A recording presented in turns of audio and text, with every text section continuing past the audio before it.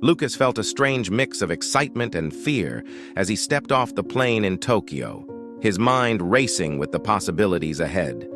The city he had dreamed about for years lay just beyond the airport doors, glowing with neon lights and buzzing with energy even at midnight. Lucas's heart pounded as he thought about his plan. He was here to build a new life, to find success as a chef, and to prove that even a young man from Rio de Janeiro could make it in one of the world's most competitive culinary capitals.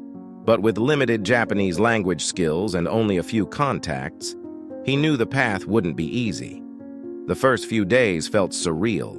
Everywhere he looked, he saw things he'd only read about or watched in videos.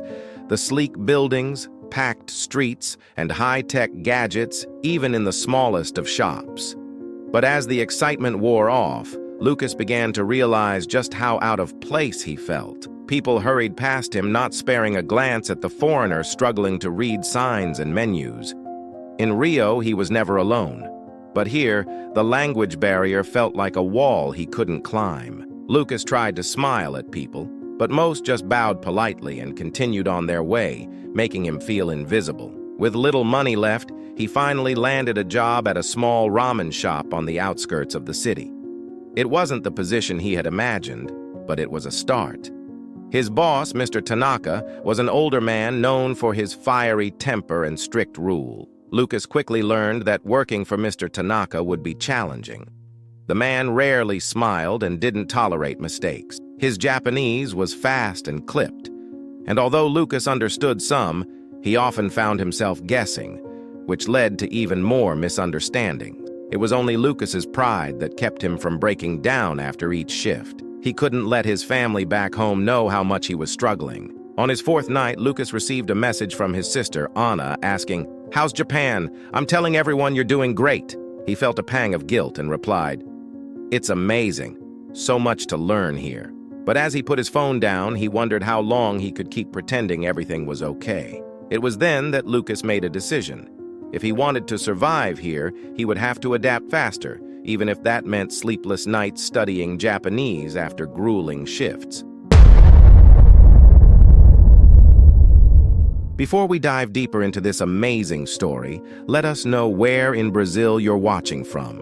And if you could live anywhere in the world, where would it be and why? We'd love to hear your dreams. Each day became a lesson in resilience. The physical demands of the job were intense, and Mr. Tanaka's temper flared more than once, especially when Lucas made mistakes due to language misunderstandings. The other kitchen staff, all Japanese, didn't seem to know how to interact with him either. Some ignored him completely, while others offered polite nods without speaking. He started to feel like a ghost in the kitchen, noticed only when he made a mistake. Despite it all, Lucas worked harder, hoping his effort would eventually make a difference. His small successes came in unexpected moments.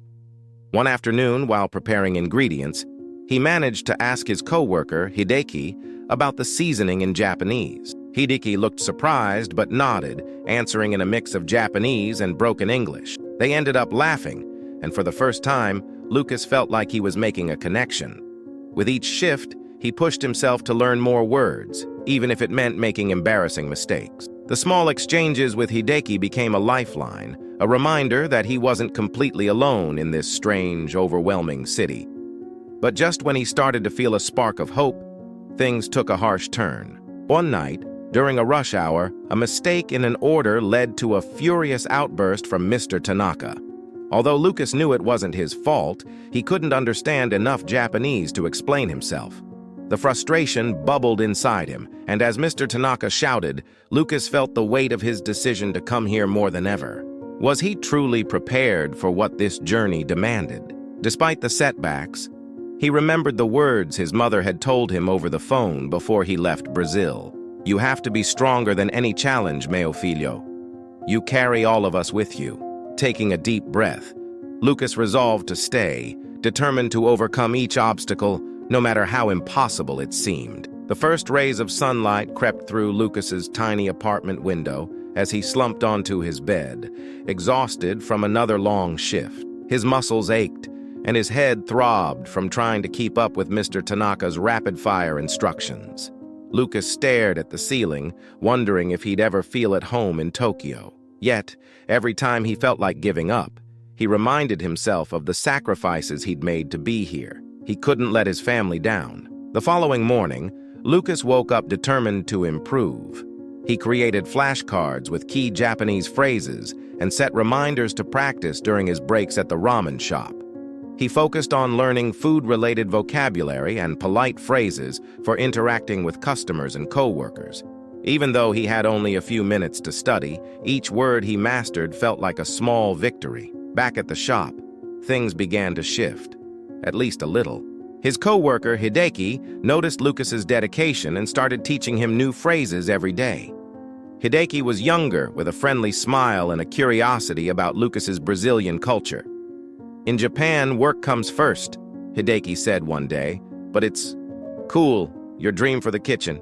Lucas smiled, feeling understood for the first time since he'd arrived. Hideki's friendship was a lifeline, a reminder that he wasn't entirely alone in this foreign city. Despite this small progress, the challenges never stopped. Mr. Tanaka's strictness didn't ease up. One particularly busy night, Lucas misinterpreted an order, and the mistake led to a furious outburst. Mr. Tanaka's face turned red as he yelled, slamming his fist on the counter.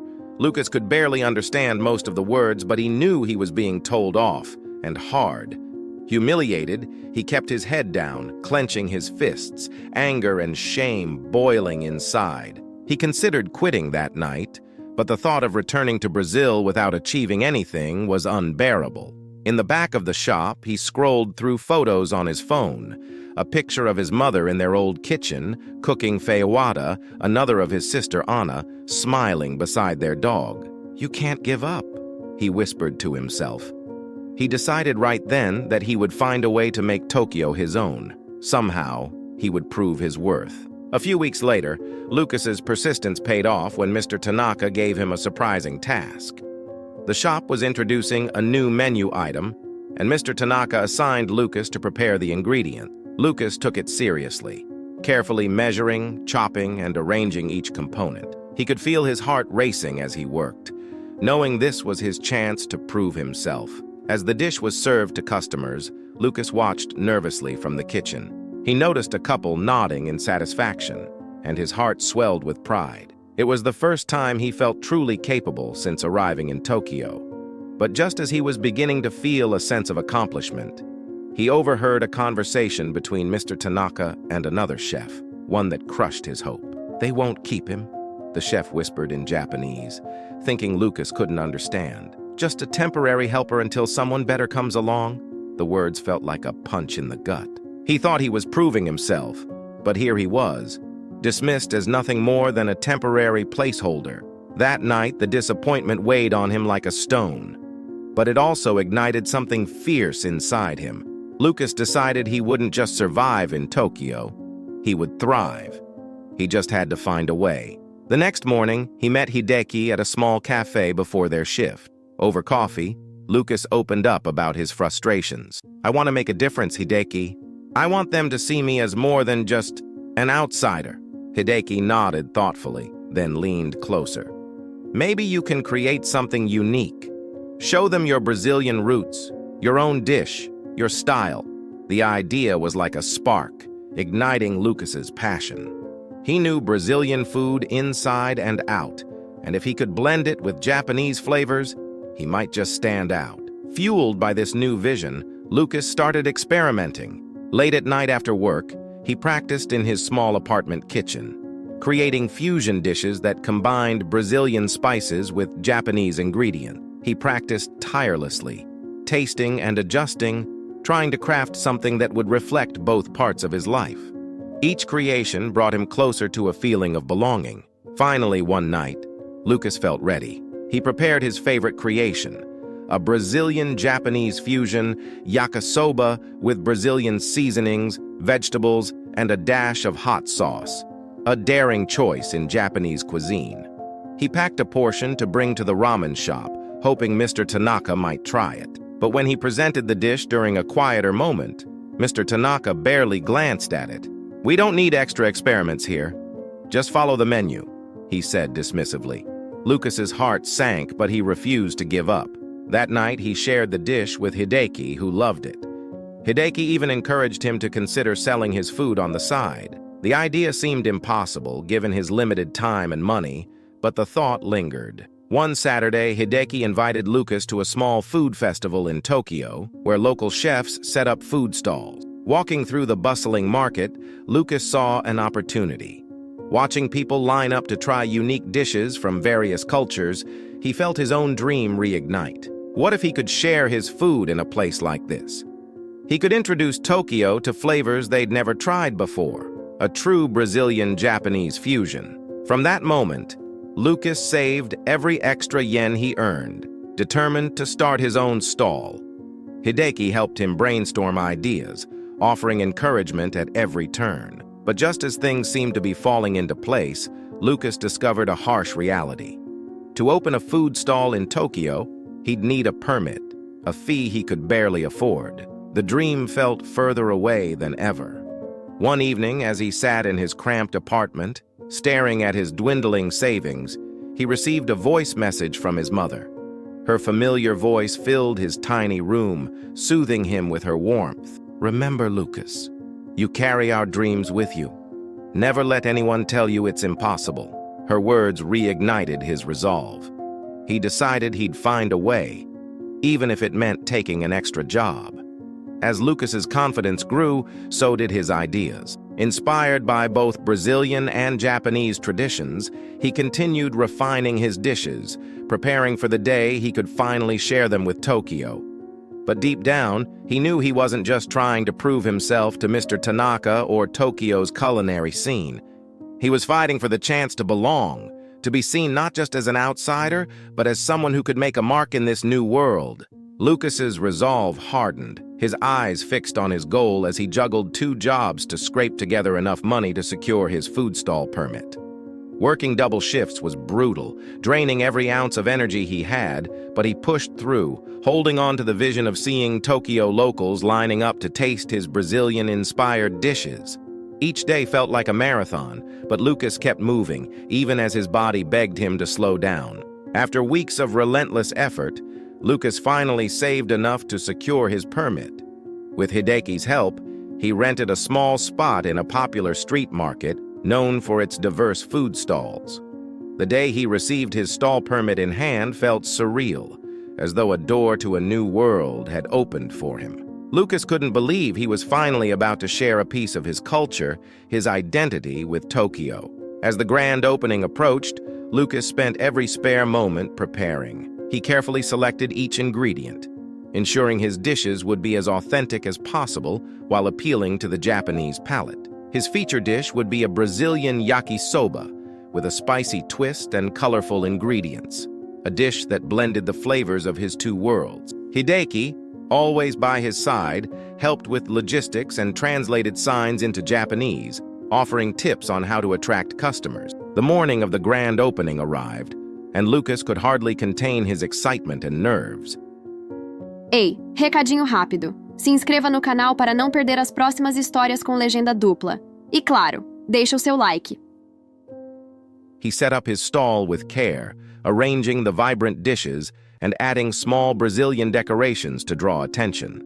The stall's sign, which read "Sabor do Brasil," flavor of Brazil in both Portuguese and Japanese, caught the eyes of curious passers-by, many of whom stopped to take a closer look. As the first few customers arrived, Lucas greeted them warmly, offering small samples to entice them. The initial reactions were positive. People seemed intrigued by the fusion flavors, nodding with approval after tasting the spicy yakisoba. Slowly, a line began to form. Lucas's heart raced with excitement as he served dish after dish, exchanging polite bows and grateful smiles with his customers. For the first time since he arrived in Tokyo, he felt genuinely accepted. But just as things were starting to go smoothly, an unexpected problem arose. Mr. Tanaka appeared, his expression unreadable as he watched Lucas from a distance. Lucas's stomach twisted. He hadn't told his boss about his food stall, worried it might create tension or, worse, cost him his job at the ramen shop. Mr. Tanaka made his way to the front of the line, crossing his arms as he approached. Lucas greeted him with a nervous smile, unsure what to expect. Mr. Tanaka surveyed the stall's setup, glanced at the food, and finally locked eyes with Lucas. In Japanese, he said, "You're using my ingredients in my kitchen for this side business, aren't you?" Lucas's heart sank. He realized Mr. Tanaka must have assumed he was using the shop's resources, though he had worked hard to buy everything himself. With a deep breath, he explained in broken Japanese that every ingredient was his own, bought from his own savings, and that he hadn't taken a single thing from the shop. Mr. Tanaka's gaze softened slightly, but his expression remained stern. "You have a lot of determination," he admitted, "but this isn't easy. You think one successful day here means you belong?" Lucas's chest tightened. He knew Mr. Tanaka was right. One day didn't make him a success, but he was determined to show Tokyo his passion for cooking, for his culture, and for the fusion that represented his life. "I want to be here, Mr. Tanaka. I want to belong," he replied, his voice steady despite the tension. Mr. Tanaka regarded him in silence, then nodded almost imperceptibly before turning and leaving the stall. Lucas released the breath he hadn't realized he was holding. He couldn't tell if Mr. Tanaka's reaction was approval or mere tolerance, but he chose to take it as encouragement. The day continued, with more people stopping by to taste the Brazilian-Japanese fusion dishes. Word spread quickly, and before Lucas knew it, a local food blogger arrived. Intrigued by the buzz, she snapped photos, asked Lucas about his story, and posted a glowing review online, dubbing his stall "A Taste of Brazil in the Heart of Tokyo." Lucas couldn't believe it. His stall, his food, his journey now had an audience. That night, Hideki met him to celebrate, and they shared a quiet moment of triumph. "I knew you'd make it," Hideki said, clapping him on the back with a wide grin. Lucas felt a surge of gratitude toward his friend, who had believed in him from the beginning. Together, they toasted to the future, laughing and talking late into the night. But just as Lucas began to feel like he was on solid ground, he received an unexpected message the next day. It was from Mr. Tanaka, asking him to come to the ramen shop. Lucas's heart pounded as he made his way there, unsure of what to expect. When he arrived, Mr. Tanaka greeted him with his usual stoic expression, but then did something that shocked Lucas. He bowed. "Your determination surprised me," Mr. Tanaka said, his tone firm but respectful. "I respect that you worked hard to make your stall happen without using anything from my shop. But running a stall is very different from running a restaurant." Lucas nodded, unsure where this was going. Then, to his astonishment, Mr. Tanaka offered him a proposition. "If you are serious about this fusion concept, I'll give you a chance here, a test. We'll add your Brazilian yakisoba to the ramen shop's menu, but if it doesn't sell, we go back to the old menu and you forget this idea." Lucas's jaw dropped. The opportunity to feature his dish in Mr. Tanaka's shop was beyond anything he had imagined. This was his chance not only to prove himself to Tokyo, but to establish his place in the culinary world. With a steady breath, he agreed. The next few weeks were a whirlwind of preparation. Lucas poured everything into perfecting his dish, testing variations until it was flawless. The day it was added to the menu, he watched anxiously from the kitchen as the first few customers tried it. He couldn't read their expressions from behind the kitchen door, but each order that went out brought a new wave of anticipation. To his amazement, the yakisoba became an instant hit. Customers loved the bold flavors and unique twist, and soon, people started coming specifically to try the Brazilian dish. Mr. Tanaka's respect for Lucas grew, and Lucas finally felt he had earned his place, not just in the shop, but in the city he now called home. At the end of a long shift, Mr. Tanaka approached Lucas with a rare smile. "Well done," he said simply, a brief nod accompanying the words. Lucas could barely contain his pride as he realized he had done what he came here to do. He had survived, adapted, and found success on his own terms. As the story of Lucas's rise in Tokyo came full circle, He knew he had achieved more than a spot on a menu. He had built a life, formed friendships, and created a bridge between two cultures. His journey was just beginning, but for the first time, he felt he was exactly where he belonged. Months had passed since Lucas's Brazilian yakisoba made its debut on Mr. Tanaka's menu, and the dish's popularity showed no signs of fading. Customers kept returning, and word continued to spread. People came not only to taste his unique dish, but also to hear the story behind it. A Brazilian chef who had brought the flavors of his homeland to Tokyo. Lucas's stall had become more than just a place to eat. It had become a small cultural bridge connecting two worlds through food. Mr. Tanaka, still as serious as ever, now greeted Lucas each morning with a respectful nod, an unspoken acknowledgement of Lucas's hard work and success. He had even allowed Lucas to experiment with a second fusion dish, a Brazilian-style ramen, which combined Japanese noodles with a smoky, spiced broth inspired by Brazilian flavors. The dish became another success, securing Lucas's place in the kitchen as more than just a temporary helper. One evening, after an especially busy day at the shop, Mr. Tanaka called Lucas into his small office. Lucas felt a mix of curiosity and nervousness. Mr. Tanaka's office was cluttered with old recipes and notebooks, a space Lucas had rarely entered. Mr. Tanaka gestured for him to sit, a rare invitation that caught Lucas off guard. After a moment of silence, Mr. Tanaka spoke in a serious tone. "I've been thinking about expanding the shop's menu. It's clear that people enjoy your fusion dishes, and they want something different. I want you to keep creating. Bring more of your culture here. Make this place unique." Lucas's heart raced as he realized what this meant. Not only was Mr. Tanaka acknowledging his skills, but he was also giving him a permanent role in shaping the restaurant's future. With a slight bow, Lucas accepted the opportunity, barely able to contain his excitement. For the first time, he felt like Tokyo was truly becoming his home, a place where he could build his dreams without sacrificing his identity. He spent the following weeks designing new recipes, experimenting late into the night, perfecting dishes that combined the best of both cultures. Each new dish felt like a celebration of his journey, a testament to his resilience, passion, and the support of those who had believed in him. As the restaurant's reputation grew, Lucas received an unexpected message from a popular food magazine. They wanted to feature him in an article about international chefs in Tokyo. The idea of being recognized felt surreal, a far cry from his first weeks of struggle and isolation.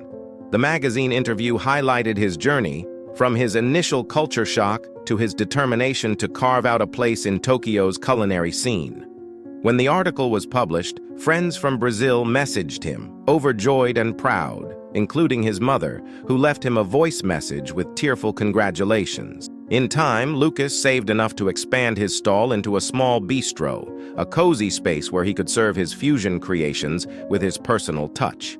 He kept his position at Mr. Tanaka's shop, working there during the day and running his bistro in the evenings, each space a reflection of his growth and resilience. His small restaurant became a gathering place for Brazilians and Japanese alike, a place where customers from both cultures could taste, connect, and celebrate something new. One day, while taking a rare break, Lucas noticed a young Brazilian woman standing outside his bistro, looking nervous and out of place, much like he had once been. She was clearly struggling with Japanese, and her hesitation was familiar. Smiling, Lucas walked over and greeted her in Portuguese, putting her at ease immediately. As they spoke, he realized that she too had come to Tokyo seeking a dream, eager to build a life in a new culture but unsure where to begin. Without hesitation, Lucas offered her a job at his bistro, knowing just how much it would mean to have a friendly face and a supportive place to start. "I know how it feels to be here trying to find your way," he told her with a knowing smile. "You're not alone." In that moment, Lucas understood how much he had grown. He was no longer the newcomer struggling to survive in an unfamiliar city. Tokyo had become a part of him, and he, in turn, had brought a piece of Brazil to Tokyo. He had created a space where others could feel at home, a reminder of how far he'd come from those early days of doubt and hardship. As he turned to look at his bustling bistro, he felt a deep sense of fulfillment. Tokyo was no longer just the city he'd moved to in search of a better life. It was his home. And with every dish he served, every story he shared, he knew he was building something that would last. As Lucas's journey comes full circle, we see the power of resilience, culture, and the desire to belong. If you enjoyed this story, don't forget to subscribe and share this video to inspire others on their journey. And before you go, check out the next story that's appearing on your screen. A tale of another Brazilian finding their path abroad. Don't miss it.